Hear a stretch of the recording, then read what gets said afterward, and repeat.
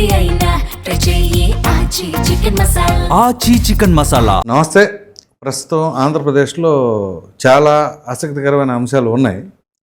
వాటిల్లో ఒకటి ఏదైతే మెగా డిఎస్సి అని చెప్పేసి కూటమి ప్రభుత్వం అధికారంలోకి వచ్చిన తర్వాత నిర్వహించిందో దానికి సంబంధించిన దాంట్లో ప్రధానంగా పోస్టింగ్లు వచ్చేసి అందరూ ఎవరు విధులు నిర్వహించుకుంటూ ఉన్నారు.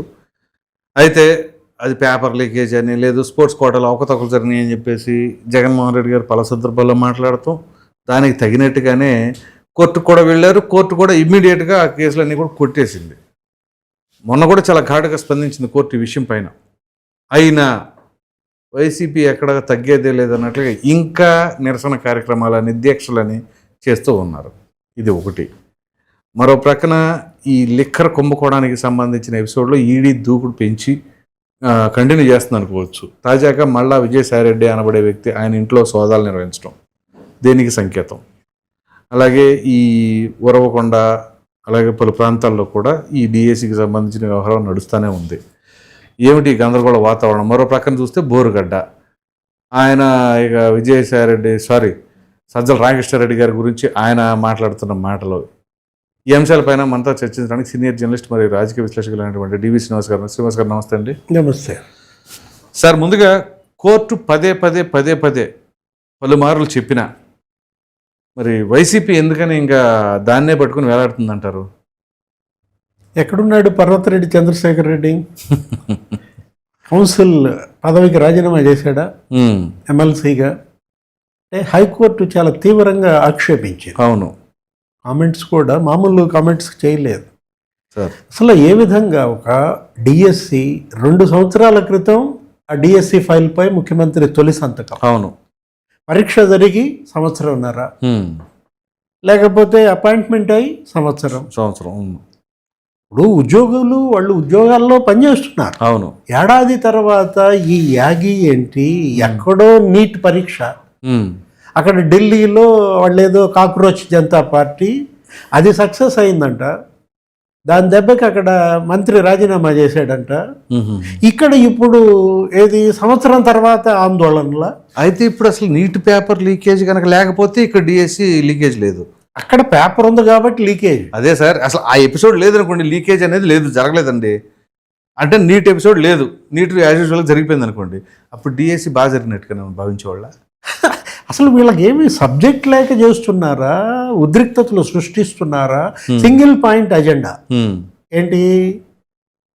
అశాంతి, అన్రెస్ట్. రాష్ట్రంలో అన్రెస్ట్ క్రియేట్ చేయాలి. దాదాపు అన్ని ప్రాంతాల్లో ఇప్పుడు వరుస పెట్టి జరుగుతున్నట్టున్నాయి ఘటనలు. ఈరోజు ఇప్పుడు బెజవాడలో యుద్ధం. ఏది ఆంధ్రప్రదేశ్ని యుద్ధ ప్రదేశ్గా మార్చాలా? ఓకే. ఒకటి అతను తీసుకుంది జగన్మోహన్ రెడ్డి. ఆ పార్టీ మనం చూసాం ఏంటి, మీకు అక్కడ ధర్నా చౌక్ ఉంది. అవును. ధర్నా చౌక్లో చేసుకోవాలి. ధర్నా చౌక్లో చేయకుండా నువ్వు గవర్నమెంట్ ప్రింటింగ్ ప్రెస్ దగ్గర రోడ్డు మీద ఏంటి? అసలు అక్కడేం సంబంధం? గవర్నమెంట్ ప్రింటింగ్ ప్రెస్ దగ్గర రోడ్డు మీద. అదే సార్ నేను అంటుంది, ట్రాఫిక్ అంతరాయం కలిగించాలి, పబ్లిక్ని ఇబ్బంది పెట్టాలి, అదేనా ఎజెండా? ఇప్పుడు సిజేపీ వాళ్ళు ఎక్కడ చేసుకున్నారు ధర్నా? ఢిల్లీలో జంతర్ మంతర్ దగ్గర చేసుకున్నారు. అంటే మీకు ఒక ప్లేస్ ఉంటుంది కదా, ఒక పర్టికులర్ గా. లేకపోతే లేని నియోజకవర్గాల్లో ఎక్కడన్నా రోడ్డు పైన ఏదో సెంటర్ లో చేసుకోవచ్చు. విజయవాడలో లెనిన్ సెంటర్ లో ఉంది, అలంకార ఎదురుగా. మల్లాది విష్ణు ఏంటి జంజియా, లేకపోతే ఆమెవరు పుణ్యశీల జంజియా.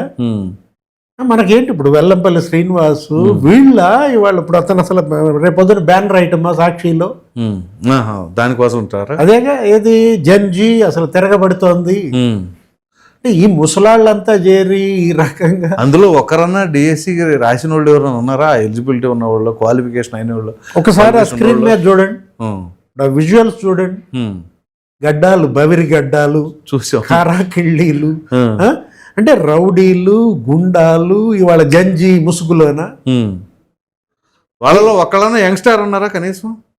ఒక కాజ్ ప్రకారం ఏది నిజంగా దానిలో గనక గుడ్ కాజ్ ఉంటే ప్రజల మద్దతు ఉంటుంది, ఖచ్చితంగా ఉంటుంది. అసలు అక్కడ కాజే లేదు, క్వశ్చన్ పేపరే లేదు, లీకేజ్ అంటే. అవును. ధర్మాన ప్రసాదరావు మాట్లాడుతున్నాడు ఇప్పుడే, ఏది లోకేష్ రాజీనామా చేయాలి. అవును, జస్ట్ ఇప్పుడు మాట్లాడుతూ ఏంది హుండేలు దెబ్బ తినలేదు, నీ వయసు చిన్నది అని చెప్పేసి అంటున్నాడు ఆయన.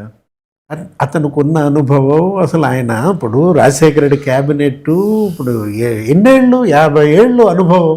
అవును. ఎన్ని పోర్ట్ఫోలియోల్లో పనిచేశావు, ఎంతమంది మంత్రివర్గాల్లో పనిచేశావు, సుదీర్ఘ శాసన సభ్యుడు కదా.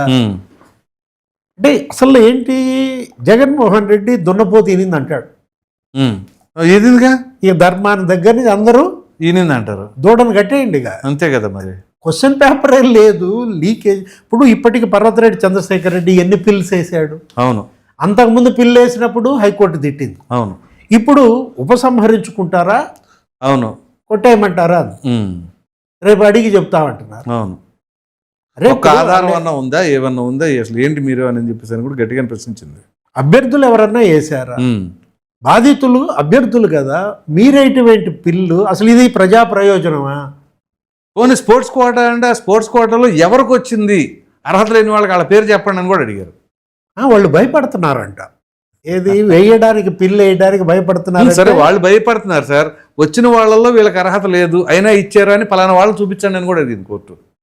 హైకోర్టు స్పష్టంగా చెప్పింది. భయపడే వాళ్ళైతే 352 రిట్లు ఎలా పడతాయని కూడా అడిగారు. అందులో స్పోర్ట్స్ కోట, మీరన్న స్పోర్ట్స్ కోట 69 రిట్లు పడ్డాయి. ఏదో 2-3 పిల్స్ తప్ప మొత్తం అన్ని పరిష్కరించారు. అరే ఇప్పుడు ఇవాళ 16,341 మంది టీచర్లు పనిచేస్తున్నారు. రేపొద్దున ఇంకో డిఎస్సి వస్తుంది. అదే కదా బాధ, అసలు బాధ అంతా అదే కదా సార్. అంటే మీరెందుకు పెట్టలేదు డిఎస్సి? 5 ఏళ్ళు నిన్ను ముఖ్యమంత్రిగా చేశారు. ఇప్పుడు మల్లాది విష్ణు, లేకపోతే వీళ్ళందరూ ధర్మాన ప్రసాదరావు మంత్రిగానే ఉన్నారు. బొత్స సత్యనారాయణ అసలు విద్యాశాఖ మంత్రి, ఆదిమూలం సురేష్ విద్యాశాఖ మంత్రి. 2 ఏళ్ళు ఒకడు, 3 ఏళ్ళు ఒకడు, 2 కృష్ణులు మారారే, ఒక డిఎస్సి పెట్టారా? ఇప్పుడు వీళ్ళు డిఎస్సి పెట్టడమే కాదు, 2వ డిఎస్సి. అవును. అంటే ఇప్పుడు ఏడాదికో డిఎస్సి పెట్టాలని ప్రభుత్వం వెళ్తుంటే ఆ డిఎస్సీలు అడ్డుకోవాలి. అంతే కదా. ఎలా పెడతారు మీరు? మేము పెట్టినప్పుడు మీరు పెట్టకూడదని కదా. అంటే యువతపై కక్ష, జంజీపై కక్ష, పగ. ఎవరిపై పగ? జంజీపై జగన్జీ పగ, ప్రతీకారం తీర్చుకుంటున్నారు. ఇలా ఇక్కడ జంజీ మీద పగ చేస్తుంది ఎవరు? జంజే అని అనుకోవాలా? జన్సీ, జన్ క్రిమినల్స్, క్రిమినల్ జనరేషనే కదా వీళ్ళంతా కూడా. రౌడీలు, గుండాలు. నిన్న చూశారు కదా జగన్మోహన్ రెడ్డి అక్కడ పర్యటనకి వెళ్ళాడు. అవును. ఎక్కడ? పొగాకు రైతులు దేవరపల్లి. అసలు నువ్వు ఆ వేలం ప్రక్రియ పరిశీలించావా? ఎలా సాగుతుంది ఏంటి అని చెప్పి ఆ కొనుగోలు కేంద్రం అధికారులతో మాట్లాడావా? ఆఫీస్కి వెళ్ళావా? ఆశ్చర్యపోయారు రైతులంతా. ఎందుకు వచ్చాడు ఇతను? బేళ్లు తొక్కడానిక? అదేగా మరి. మొత్తం అసలు బేళ్లన్నీ తొక్కి నాశనం చేసి యుద్ధ వాతావరణం ఆ దేవరపల్లి కొనుగోలు కేంద్రం దగ్గర. అక్కడే కాదండి, ఒక హోటల్, చిన్న హోటల్, పాప దివ్య అనే యువతి, వాళ్ళ ఫ్లాస్కులు, ఫ్రిడ్జ్లు మొత్తం గందరగోళం ఇసిరి పగల కొట్టేశారు. అసలు తల్లి కూతుళ్ళు ఏదో ఒక ఉపాధి పెట్టుకొని చందన వరలక్ష్మి, చందన దివ్య దాని పైకి ఎక్కి ఆ రేకులు బీకేసి మొత్తం అన్ని విరగ్గొట్టి వేల నష్టం చేశారట. మళ్ళా వాళ్ళని బెదిరించారు. ఏది, మీరు గనక నష్టం జరిగినట్టుగా కానీ పరిహారం కోరినట్టుగా కానీ ఉంటే ఇక ఇక్కడ వ్యాపారం ఉండదు. అంటే ఒకటి మొత్తం తొక్కేసి చిందరవందర చేసి ధ్వంసం చేసి నష్టం చేయటమే కాదు, ఆ తల్లి కూతుర్ని బెదిరించి మళ్ళా వాళ్ళతో ఒక సెల్ఫీ వీడియో చేయించారు. ఏమని? మాకు జగన్ అంటే ఇష్టం, మాకేమి నష్టం జరగలేదు, తాగుబోతులు కొంతమంది పైకెక్కి అట్లా చేశారు, ఓహో మాకు పరిహారం అవసరం లేదని చెప్పించారు వాళ్ళతో. అంటే ఏ స్థాయికి వెళ్ళారు మీరు? అంటే బాధితుల్ని మీరు ఎంత వేధింపులకు గురి చేస్తున్నారు. దానిపైన ఏమైనా ప్రభుత్వం చర్యలు తీసుకుంటుందంటారా? ప్రభుత్వం చర్యలు ఎంతమందిని ఇవాళ అదుపులో పెట్టాలి, ఎంతమందిని ఇవాళ కంట్రోల్ చేయాలి, ఇదొక సవాల్, ఛాలెంజ్గా మారింది. ఖచ్చితంగా. ఏది, రాష్ట్ర వ్యాప్తంగా మనం చూసాం. తాడిపత్రిలో యుద్ధం, పెద్దారెడ్డి వర్సెస్ ప్రభాకర్ రెడ్డి.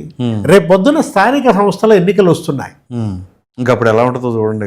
ఏది, గుండా ఉమే ఏదో చెప్పినట్టున్నాడు, ఇంకా 2 నెలల్లో బెజవాడ కార్పొరేషన్ ఎన్నికలను అనగానే.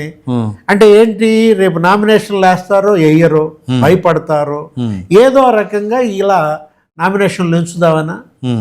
తన క్యాడర్ జగన్మోహన్ రెడ్డి, తన కార్యకర్తలు, నాయకులు పరారి. రోజుకొకటి పరారి. అవును. కేసులు, అరెస్టులు మనం చూసాం. తాడేపల్లి ఆయన పార్టీ ఆఫీస్ కేంద్ర కార్యాలయం బయట బోర్డు అంట, ఏమని, నేటి పరారి. ఇక చాక్ పీస్తో రాసుకోవటమే నువ్వు కింద. ఓకే, మామూలుగా హోటల్లోనో మెస్లోనో మెన్యూ ఉంటుంది చూసారా, ఆ టైప్లోనా? అంటే జగన్ కార్యాలయం మెన్యూ ఇదా? మళ్ళా విజయ్ ప్రసాద్ పరారి తాజాగానా? లేకపోతే మొన్న చూసాం తమ్మినేని సీతారాం కొడుకు చిరంజీవి నాగ్ పరారి, చింతాడు రవికుమార్ పరారి. ఆయన ఎక్కడ ఉన్నాడు ఇప్పటికి, మరి దొరికాడో లేదు తెలీదు. అంటే ఇట్లా ఈ పరారైపోతున్నారు నాయకులుగా, మాజీ ఎమ్మెల్యేలుగా, మాజీ స్పీకరే వెళ్ళిపోతే మాజీ ఎమ్మెల్యేలు ఏమన్నా సార్? అంటే క్యాడర్ ఎక్కడ కొలాప్స్ అవుతుందో, పార్టీ ఎక్కడ అసలు జెండా పీకేయాల్సి వస్తుందో భయంతో చేస్తున్న యుద్ధమా? ఈ యుద్ధం ఎలా చూడాలి? దీన్ని రాష్ట్రాన్ని యుద్ధ ప్రదేశ్గా మార్చి అన్రెస్ట్ క్రియేట్ చేసి అంతేనా? పెట్టుబడులు రాకుండా చేయాలన్నా సార్? అదే కదా. ఏది, పెట్టుబడిదారులు పారిపోతున్నారు, కప్పాలు వసూలు చేస్తున్నారు. మొన్నంట ఏదో సమాధానం, ఏది మిథున్ రెడ్డి ఏదో అడిగితే లోక్సభలో అక్కడ మంత్రి ఇచ్చిన సమాధానం 6,752 కోట్ల పెట్టుబడులు వచ్చాయి, గ్రౌండ్ అయ్యాయనో ఏదో చెప్పినట్టున్నారు. వెంటనే బ్యానర్ ఐటమ్ ఏంటి, అసలు 25 లక్షల కోట్ల పెట్టుబడులు అన్నారు, అంత బోగస్, కాకి లెక్క. వచ్చింది 2 ఏళ్లలో 6,752 కోట్లు అన్నారు. ఇవాళ గురుమూర్తితో క్వశ్చన్ అడిగాడు. గురుమూర్తితో క్వశ్చన్ అడిగితే ఎంపీ ఏమనిచ్చింది సమాధానం, జితేంద్ర సింగ్ ఏమనిచ్చాడు, ఇప్పటి వరకు జగన్ హయాంలో వచ్చిన విదేశీ ప్రత్యక్ష పెట్టుబడుల కన్నా 6 రెట్లు ఎక్కువ వచ్చినాయి అని. రైట్. ఎన్ని రెట్లు? 6 రెట్లు. అంటే నీకన్నా 6 రెట్లు ఎక్కువ ఇన్వెస్ట్మెంట్స్ వచ్చాయని. అది 2 years స్పాన్ ఆఫ్ టైంలో. అసలు అది రాయలా సాక్షిలో. ఇప్పుడు వచ్చిన సమాధానం రాయకపోతే లోకేష్ ఎవరు ట్వీట్ చేశారు, ఏమని, బాగా అడగండి ప్రశ్నలు, ఈ విధంగా మీరు ప్రశ్నలు అడగటం ద్వారా బయటకు వస్తాయి, ఎంత మేలు చేశామో బయటకు వస్తుందంటూ లోకేష్ ఏదో దాన్ని ఆ క్వశ్చన్స్ ఆన్సర్స్ ఎక్స్లో పోస్ట్ చేసినట్టున్నాడు. రైట్. యుద్ధం జరుగుతుంది ఆంధ్రప్రదేశ్లో, మంచికి చెడుకి మధ్య యుద్ధం జరుగుతుంది. సో ఇప్పుడు ఈ సింపుల్గా చెప్పాలంటే బోరగడ్డ ఎపిసోడ్ ఒకటి బయటకు వచ్చింది. ఇప్పుడు ఆయన ఏమో ఇంటి ముందే దీక్ష చేస్తున్నాడు, ఆయన వెనకాల ఒక ఫ్లెక్సీ ఉంది, మీకు ఏ కష్టం వచ్చినా నేను ఉన్నానని చెప్పేసి అని. మరి దాని ముందే ఆయన ధర్నా చేయటం, దానికి తగినట్టుగా సజ్జల రామకృష్ణారెడ్డి గారిని, అలాగే కారుమూరి వెంకటరెడ్డిని, పూడి శ్రీహరిని, ఇదిగో వాళ్ళపైన చర్యలు తీసుకుని జగన్మోహన్ రెడ్డి గారికి విన్నవించుకుంటున్నారు అంటున్నారు. అసలు ఏంటి అక్కడ ఆ ఎపిసోడ్లో, అంటే జగన్మోహన్ రెడ్డి గారి ఆదేశాలు ఏమీ లేకుండానే ఇది జరుగుతుందంటారా? సజ్జల కాటేస్తే 100 తాసుల కాట్ అంట. అంత పవర్ఫుల్. 100 తాచు పాములతో ఒక సజ్జల కంపేర్ చేస్తూ బోరగడ్డ అనిల్ మాట్లాడిందే ఏదో యూట్యూబ్ ఛానల్లో విన్నాను. అంటే సజ్జల కాటు 100 తాసులు అయితే జగన్ కాటు ఇంకో 0 పెడతావా? 1000 తాసుల కాట. నువ్వు బోరగడ్డ అనిల్ గతంలో వాళ్ళ చేతిలో పావుగా. అవును. ఏది, ఇప్పుడు ఇది అంతా కూడా జగన్ సృష్టించిన భూతాలే కదా. వీళ్ళందరూ కూడా ఇప్పుడు ఆ భూతాలే జగన్ వెంట పడుతున్నాయా? మనకు అదే కనపడుతుంది. ఇప్పుడు మొత్తం వీళ్ళందరూ ఎవరు, ఆ సోషల్ మీడియా వీళ్ళందరిని అప్పట్లో సోషల్ సైకోలో ఏదో అన్నట్టున్నారు. రైట్. ఎవరు, హరికృష్ణారెడ్డి కల్లవని, లేకపోతే రవీంద్రారెడ్డి అని, ఎవరో రెడ్డి గారు అమ్మాయి ఎవరో దాసరి సుధారాణియా, కృష్ణవేణి, లేకపోతే శ్రీరెడ్డి, వీళ్ళందరూ కూడా అసలు పచ్చి బూతులు. అవును. చంద్రబాబుని, లోకేష్ని, పవన్ కళ్యాణ్ ఉద్దేశించి ఇతనే ఎవరు, బోరగడ్డ అనిల్. అదైతే మరి జుగుప్సాకరంగా ఉన్నాయి. అరే, అరగంట టైం ఇస్తే జగన్ లేపేస్తా చంద్రబాబుని, లోకేష్ని అన్నాడు. ఇప్పుడు అదే జగన్మోహన్ రెడ్డి ఇంటి ముందు ఇవాళ బయట ఇచ్చాడు భార్యతో పాటు. అవును. వాళ్ళ బోరగడ్డ అనిల్ సజ్జల్ని టార్గెట్ చేస్తున్నాడు. సజ్జల జగన్ వేరువేరా? అదే కదా, అట్లాగే ఉంది. ఇప్పుడు అది వేరు, ఆయనకు తెలియదు అంటున్నాడు ఆయన. అది ఆయన అమాయకత్వమా లేకపోతే ఏంటి, అది అర్థం కావట్లా. జగనే సజ్జల, సజ్జలే జగను కదా వాళ్ళిద్దరు. అది క్లియర్ కట్, అందులో ఇంకా అసలు there is no other option కూడా. ఇప్పుడు ఇవాళ ఏంటి, జగన్ కాకలైతే సజ్జలు తింటాడు. అటువంటి సంబంధాలు ఉన్నాయి వాళ్ళకి. జగన్కి ఇప్పుడు ఆక్సిజన్ అవసరమైతే సజ్జలు పిలిచాలా, అది కదా వాళ్ళిద్దరి మధ్య బంధం. బంధం ఇప్పటిదా. సజ్జల ఫ్యామిలీకి వైఎస్ ఫ్యామిలీకి ఎప్పటి బంధం? రైట్. సజ్జల రామకృష్ణారెడ్డి, సజ్జల జనార్దన్ రెడ్డి, సజ్జల దివాకర్ రెడ్డి, వైఎస్ రాజశేఖర్ రెడ్డి, రాజారెడ్డి, అది మైనింగ్ బంధం కదా. గాలి జనార్దన్ రెడ్డి బంధం కదా, కొన్ని దశాబ్దాల బంధం అది. ఆ రెండు కుటుంబాలు వేర్వేరు కాదు. ఇవాళ వీళ్ళేదో సజ్జల్ని టార్గెట్ చేస్తున్నారంటే జగన్ని టార్గెట్ చేస్తున్నట్టు లెక్క. జగన్ని నేరుగా టార్గెట్ చేయలేక సజ్జలను టార్గెట్ చేసి చెప్తున్నారా? ఓకే. ఇప్పుడు అతను మాట్లాడుతూ పూడి శ్రీహరి నువ్వెవరు, సిపిఆర్ ఆయన రౌడీ షీటర్ అని నాతో అనిపిస్తారా, కారుమూరి వెంకటరెడ్డి వాడిని సస్పెండ్ చేయండి, వాడు వీడనే అన్నట్టున్నాడు సజ్జలను కూడా. అవును అవును. అంటే ఇక్కడ నేను అన్నది అదే, జగన్ ఎవరైతే తయారు చేసి వదిలాడో రోడ్డు మీదకి అచ్చోసిన ఆంబోతుల్లాగా, ఆ ఆంబోతులే వాళ్ళ జగన్ కుమ్ముతున్నాయా? అయ్యే భూమిరంగ వచ్చేస్తున్నాయి వాళ్ళు వెనక్కి తిరిగి. అదే ఇవాళ ఏంటి దీనిలో మోరల్ నేర్చుకోవాల్సింది. ఇవాళ నీతి ఏంటయ్యా అంటే, ఇవాళ జగన్ తయారు చేసిన దెయ్యం జగన్నే పట్టి పీడిస్తోంది. సార్ ఇంకొక విషయం, తాజాగా బిల్లు ఒకటి పాస్ చేశారు పార్లమెంట్లో. అదేంటి అంటే సుప్రీంకోర్టులో న్యాయమూర్తుల సంఖ్య పెంచాలి అని. అది 33 నుంచి 37 వరకు పెంచారు. సో ఆ న్యాయమూర్తుల సంఖ్య పెరగడానికి జగన్మోహన్ రెడ్డి గారి మీద ఉన్న కేసులకి ఏమైనా సంబంధాలు ఉంటాయా?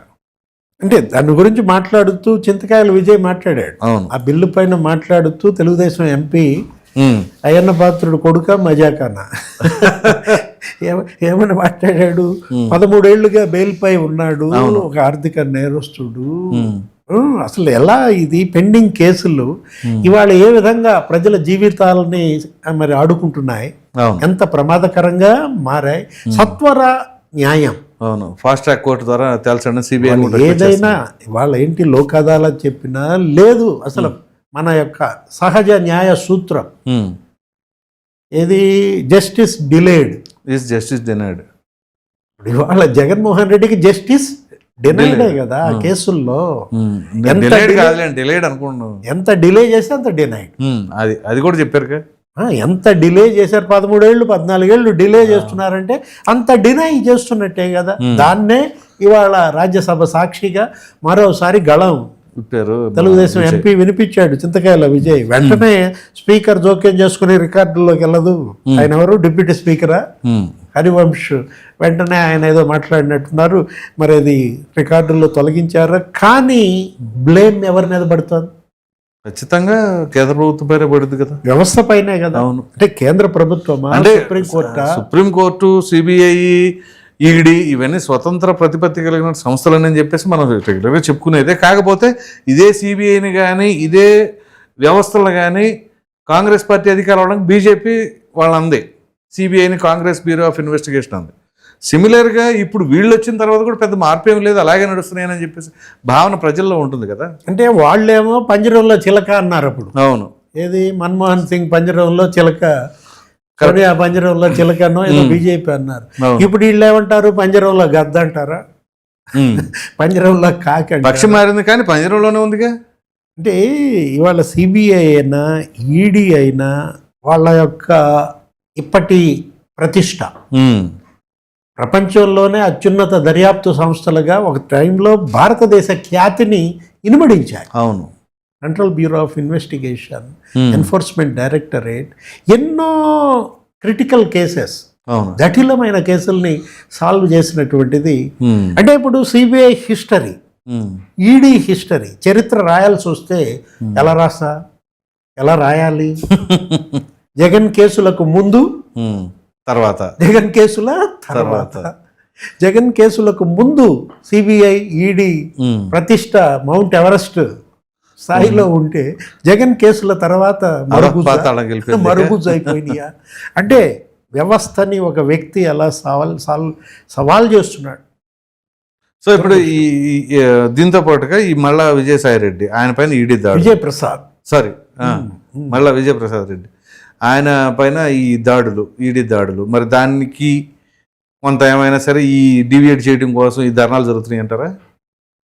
అంటే జగన్మోహన్ రెడ్డి గట్టును మేస్తే విజయప్రసాద్ చేలో మేస్తాడా? ఉమ్. ఇద్దరు ఒకటే కదా. అవును. జగన్మోహన్ రెడ్డి చేలోనే మేస్తున్నాడు, విజయప్రసాద్ చేలోనే చేలోనే ఉన్నాడు. ఇప్పుడు ఆర్థిక నేరస్తుల పార్టీగా ఇవాళ వైఎస్ఆర్ కాంగ్రెస్. ఉమ్. ఎందుకంటే మాజీ ఎమ్మెల్యే మళ్ళా విజయప్రసాద్ కాంగ్రెస్ పార్టీ తరఫున ఉంటూ వైసీపీలో చేరారు. Right. అంటే రాజశేఖర్ రెడ్డి శిష్యుడు, ఉమ్. ఉమ్. జగన్మోహన్ రెడ్డి అనుచరుడు, ఉమ్.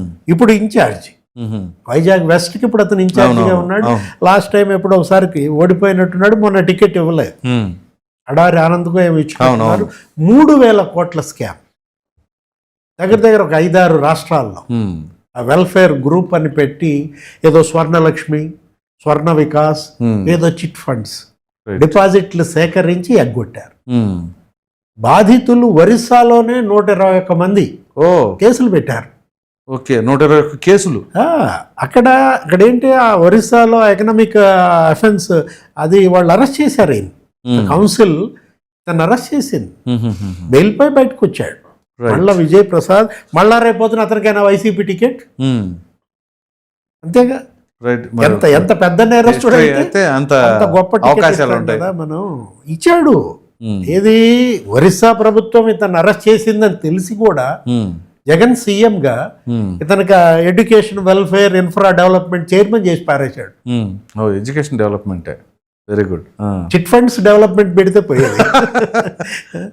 అంటే ఇవాళ మళ్ళా విజయప్రసాద్ లేకపోతే జగన్మోహన్ రెడ్డి అసలు అటు భూ కబ్జాలు, ఇన్ని కబ్జాలు. అవును. తమ్మినేని సీతారాం వచ్చినట్టున్నారుగా, ఉమ్. పరారైపోయి వచ్చారు, అప్పుడే వచ్చారు. మళ్ళీ వచ్చినట్టున్నారు. వాళ్ళ కొడుకు కూడా వచ్చాడు, బెయిల్ వచ్చేసింది. అంటే మొన్న ఏదో పర్యటనలో పాల్గొనలేదు కానీ అసలు ఎలా స్పీకర్ పోస్ట్లో ఉంటూ కూడా అట్లాంటి పనులు చేశారంటే ఇంకించుకోవాలి. ఇక ఇసుక మాఫియా, ల్యాండ్ మాఫియా, అసలు పెద్దిరెడ్డి రామచంద్రారెడ్డి, పెద్దిరెడ్డి మిథున్ రెడ్డి, తండ్రి కొడుకులు. మనం గతంలో కూడా మాట్లాడుకున్నాం. అవును. ఏమి తండ్రులు, ఏమి చెవిరెడ్డి కొడుకులు భాస్కర్ రెడ్డి కానీ, అన్నట్టుగా. మోహిత్ రెడ్డి కానీ, భువన కరుణాకర్ రెడ్డి, అభినయ్ రెడ్డి, పేరు నాని, పేరు కిట్టు, ఇలా రాజశేఖర్ రెడ్డి, జగన్మోహన్ రెడ్డి, జోగి రమేష్, రాజీవ్. అంటే ఇక్కడ వైఎస్ఆర్ కాంగ్రెస్ పార్టీ, నేను అనేది అదే, ఏది అది అసలు కాంగ్రెస్ కాదు, అది క్రిమినల్స్. అందులో సి అంటే క్రిమినల్స్ అనేది వాళ్ళ ప్రజల్లోకి బలంగా వెళ్ళిపోయినటువంటి పరిస్థితుల్లో ఇవాళ వ్యవస్థ వ్యక్తిని కంట్రోల్ చేయటం కాదు, ఇది ప్రజాస్వామ్యం. అవును. జనస్వామ్యం. జనమే జగన్ని కట్టడి చేయాలి. రైట్. ఎందుకంటే జగన్మోహన్ రెడ్డి దగ్గర డబ్బు విపరీతంగా ఉంది. ఆ డబ్బుని విరజిమ్ముతున్నాడు. తన పర్యటనల పేరుతో జన సమీకరణ చేస్తున్నాడు. అవును. తనకింత బలం ఉంది అని భయపెడుతున్నాడు. ఏంటి, నా జోలికి వస్తే, నన్ను అరెస్ట్ చేస్తే చూసారా వీళ్ళందరూ రోడ్ల మీదకి వస్తారు అని డ్రెస్ రిహార్సల్సా? ఓకే. ఈ పర్యటనలన్నీ, ఈ పరామర్శలన్నీ జనం మీద ప్రేమతో కాదు కదా, రైతుల మీద ప్రేమతో కాదు కదా. నిజంగా నీకు అతనికి ఉంటే ప్రేమ, అతను ఏది ముఖ్యమంత్రిగా ఎలా పనిచేశాడు? అవును. రాలేదు కదా బయటికి. ఒకవేళ వస్తే పరదాలు, చెట్లు కొట్టడం, ప్యాలెస్కే పరిమితం, బ్యారిగేడ్లు. ఇప్పుడు బయటకు వస్తే ఇక అసలు రప్ప విధ్వంసాలు, వార్నింగ్లు, మామిడికాయలు దొక్కడం, లేకపోతే పొగాకు బేళ్లు దొక్కడం, లేకపోతే మిర్చి టిక్కీలు ఎత్తుకెళ్ళటం, జనాన్ని దొక్కటం. ఇవాళ beware of Jaganmohan Reddy, beware of YSR Congress అని తెలుగుదేశం వీళ్ళందరూ మనం విన్నాం. రైట్. సమాజానికి హానికరం అని చెప్పేసి జగన్మోహన్ రెడ్డి మళ్ళీ ఏమని బిగిన్ చేశాడు, చంద్రబాబు సర్కార్ హానికరం, రైతుల పాలిట అనేది అన్నట్టు. అవును. వాళ్ళ డైలాగులు నువ్వెందుకు కాపీ కొట్టడం, కొత్త స్క్రిప్ట్ ఇవ్వచ్చు కదా. అంటే స్క్రిప్ట్ రైటర్ మారితే కదా కొత్త స్క్రిప్ట్. ఏంటి ఆల్రెడీ ఇప్పుడు రేపు ట్వీట్ రెడీ చేశాడా, నారాసుర పాలన మరో అరాచకమా అంటూ ఏదో పెట్టాలి కదా. ఇప్పుడు ఈ బొడ్డా హోమా, లేకపోతే మల్లాది విష్ణు, అక్కడ Tadipatri. Right sir, thank you. నమస్తే.